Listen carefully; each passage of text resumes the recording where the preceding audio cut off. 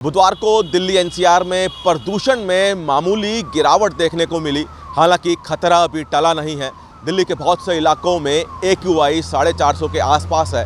कुछ दिनों पहले ये AQI 500 था और कहीं ना कहीं ग्रेप 4 की सख्ती और पिछले 2 दिनों से दिल्ली एनसीआर में निकल रही धूप कहीं ना कहीं इस प्रदूषण में मामूली गिरावट की वजह बताई जा रही है। ग्रेप 4 को सख्ती से लागू करने के लिए सुप्रीम कोर्ट ने निर्देश दे दिए हैं।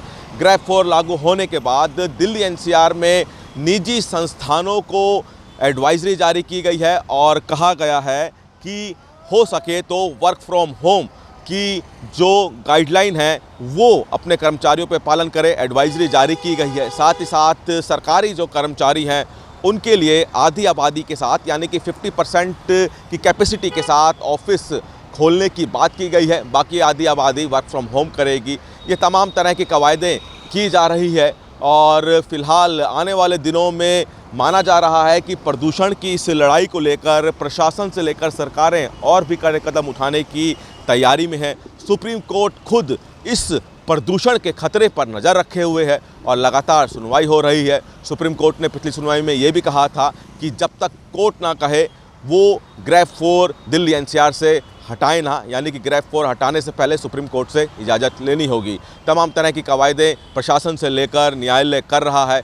देखना है कि दिल्ली एनसीआर के लोगों को इस प्रदूषण से कब तक राहत मिलती है। कैमरामैन प्रियदर्शन के साथ दिल्ली से सूर्य समाचार के लिए विनय सिंह। बुधवार को दिल्ली एनसीआर में प्रदूषण में मामूली गिरावट देखने को मिली।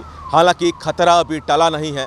दिल्ली के बहुत से इलाकों में AQI 450 के आसपास है।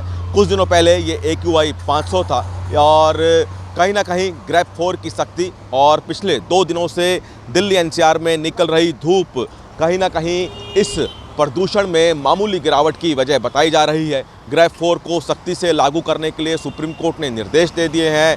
ग्रेप 4 लागू होने के बाद दिल्ली एनसीआर में निजी संस्थानों को एडवाइजरी जारी की गई है और कहा गया है कि हो सके तो वर्क फ्रॉम होम की जो गाइडलाइन है वो अपने कर्मचारियों पे पालन करें, एडवाइजरी जारी की गई है। साथ ही साथ सरकारी जो कर्मचारी हैं उनके लिए आधी आबादी के साथ यानी कि 50% की कैपेसिटी के साथ ऑफिस खोलने की बात की गई है। बाकी आधी आबादी वर्क फ्रॉम होम करेगी। ये तमाम तरह की कवायदें की जा रही है और फ़िलहाल आने वाले दिनों में माना जा रहा है कि प्रदूषण की इस लड़ाई को लेकर प्रशासन से लेकर सरकारें और भी कड़े कदम उठाने की तैयारी में है। सुप्रीम कोर्ट खुद इस प्रदूषण के खतरे पर नज़र रखे हुए है और लगातार सुनवाई हो रही है। सुप्रीम कोर्ट ने पिछली सुनवाई में ये भी कहा था कि जब तक कोर्ट ना कहे वो ग्रेप 4 दिल्ली एनसीआर से हटाए ना, यानी कि ग्रेप 4 हटाने से पहले सुप्रीम कोर्ट से इजाज़त लेनी होगी। तमाम तरह की कवायदें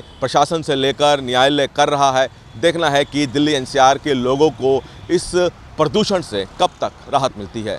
कैमरामैन प्रियदर्शन के साथ दिल्ली से सूर्य समाचार के लिए विनय सिंह।